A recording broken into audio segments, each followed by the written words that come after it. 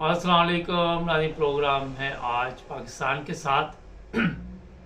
आज बात करेंगे कि नवाज शरीफ और हमारे जो चीफ ऑफ आर्मी स्टाफ है उनमें क्या मुआहदा है जिसकी वजह से पाकिस्तान में आपने देखा कि अदालतों को बेबस कर दिया गया है।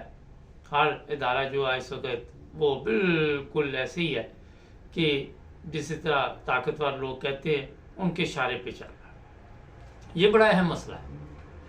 आपको ये पता होना चाहिए कि जिस दिन ये शहबाज शरीफ ने नए चीफ ऑफ आर्मी स्टाफ की मंजूरी दी थी उस दिन ही मुझे समझ आ गई थी कि दाल में कुछ काला है, लेकिन बाद में पता चला कि पूरी दाल ही काली है। इसमें जो चीज़ें सामने अब आ रही हैं आहिस्ता आहिस्ता वो सब के इल्म में मेरा ख्याल तो नहीं आ रही, लेकिन हम आपको समझाने की कोशिश करते हैं। कल अता तारड़ भी कहीं पे अपने वोट शोट लेने के गया, फिर लोगों ने उसकी गाड़ी पे हमला कर दिया, वहाँ से जलीलो ख्वार होकर भागा। फिर राजा रियाज की भी कुत्ते वाली हुई। इसी तरह आपने देखा जंग से भी इस तरह की इतलात है। और ये लोग जो है वोट हासिल नहीं कर सकते और साहब जाके कहते हैं कि हमारी बात होगी है। तो जब आपकी बात होगी तो आप लोगों के लिए क्यों परेशानी बना रहे हैं कि उनके हल्कों में जाके ये किस लिए फिर ये एक ड्रामा किया जा रहा है। एक सवाल है, अगर किसी की बात हो जाए तो वो फिर मेरा ख्याल है कि उसको फिक्र की ज़रूरत ही नहीं। जब आपको तसल्ली दी गई है, आपके जो कायद हैं उन पे बड़े बड़े इल्ज़ामात थे, उनके ऊपर वो एक मुजरिम है कौम का, और उसके बावजूद वो दंदनाता फिर रहा वहाँ पे, तो वहाँ जब आपको सब कुछ नज़र आ रहा पाकिस्तान में कि ये हालात है, तो फिर लोगों के पास जाके जूते खाने की या तो इनको आदत पड़ चुकी है या ये चेक करते हैं कि दर्जा हरारत क्या है और फिर वहाँ से भाग जाते हैं और फिर आके बेशर्मों की तरह किसी टीवी चैनल पे बैठते। मैं तो कभी कोई टीवी देखते ही नहीं है क्योंकि सब झूठ व फरेब है। अगर ये टीवी चैनल लोगों के हालात ठीक करते तो आज तक मेरा ख्याल है कि काफ़ी पाकिस्तान बेहतर हो जाता, मगर सब झूठ फरेब की दुनिया है। अब जो चीज़ें हैं वो ये है कि जो चीफ ऑफ आर्मी स्टाफ है उसकी टीम, पूरी टीम, उसमें वो नदीम भी है और भी है जिनके नाम इमरान खान लेता रहता है, फैसल भी है, सारे ही है, जो भी जर्नल है। एक मुआहदा हुआ है शहबाज शरीफ के साथ और उसकी बकायदा वीडियो बनाई गई। ये नहीं है कि वीडियो सिर्फ यही बनी हुई है कि नवाज शरीफ के तमाम केस माफ़ होंगे। उसमें यह भी है कि ये जो टीम है, जिस टीम के ज़रिए पाकिस्तान को दिवालिया किया जाएगा, जिस टीम के ज़रिए पाकिस्तान का बेड़ा गर्क हो रहा है, वो टीम भी अपने जो भी उनके मकसद है उसमें कामयाब की जाएगी। किस तरह की जाएगी? ये पेंशन पे नहीं जाएंगे, कोई रिटायर नहीं इनमें से होगा।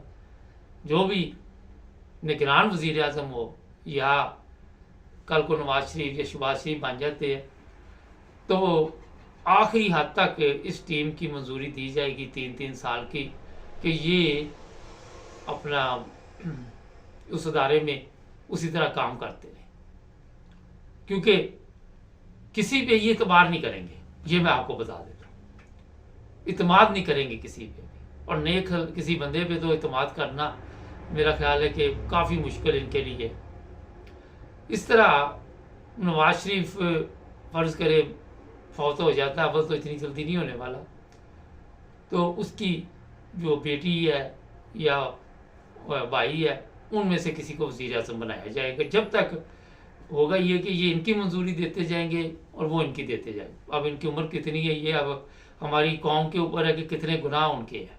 यहाँ से आप एक तराजू ले लें तो उसमें चेक कर लें कि कौम के गुनाह कितने हैं, और फिर कहते हैं जिस तरह दियाँ रूहां हो जाए वो हो जाए फरिश्ते।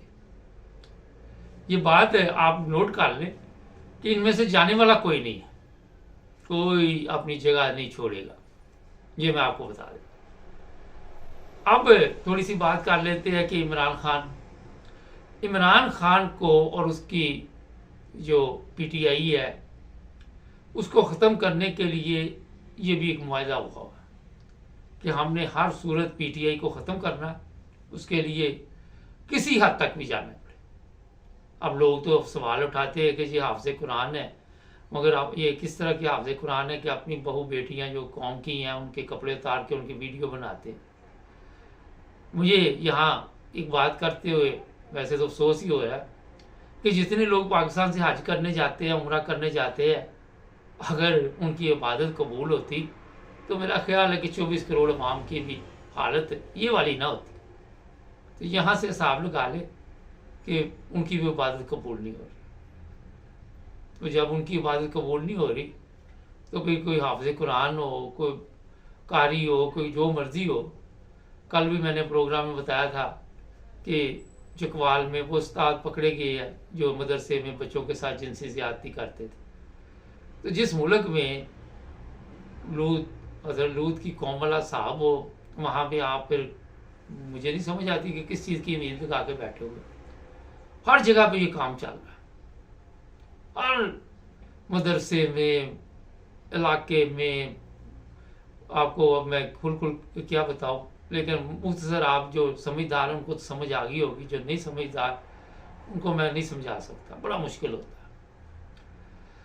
अब जनाब इमरान खान के वकीलात रोज़ आके मैदान में बड़े बड़े ऐलान करते हैं, मगर आपको कोई खबर नहीं देंगे। वो यही कहेंगे 2 दिन में रहा हो जाएगा, 4 दिन में हो जाएगा, मगर कोई ऐसी गेम नहीं है। ऐसी मुसीबत में इमरान खान को डाल दिया गया है।